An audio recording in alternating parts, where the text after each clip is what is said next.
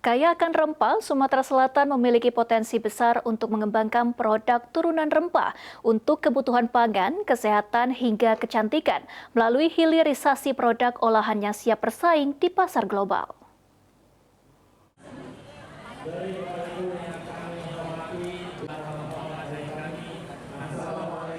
Sumatera Selatan menjadi salah satu provinsi dengan kekayaan alam berlimpah, salah satunya produk rempah yang dipamerkan dalam Festival Rempah Sumsel 2025.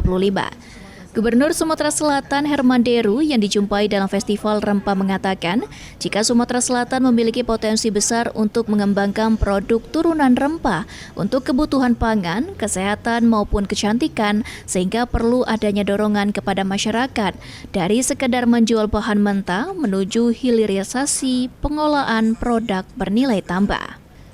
Festival rempah yang ada dapat menjadi ruang untuk menumbuhkan kembali kesadaran masyarakat akan kekayaan hayati yang dimiliki Sumsel, memiliki potensi ekonomi besar jika dapat dikelola dengan baik menjadi industri, agar hasil rempah yang ada di Sumsel dapat lebih dikenal secara luas ke pasar global.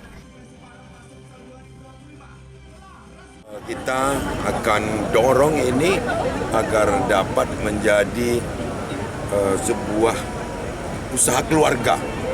Tapi usaha keluarga ini kalau dikumpulkan menjadi banyak, dia akan menjadi industri. Dan kita, pemerintah, provinsi, kabupaten, kota akan mendorong untuk hilirisasinya. Target kita ekspor. Ya.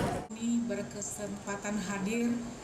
Sementara itu, Ketua TPPKK Provinsi Sumatera Selatan, Febrita Lustia Herman Deru mengatakan, adanya festival rempah diharapkan dapat meningkatkan potensi produk unggulan rempah yang ada di kabupaten kota.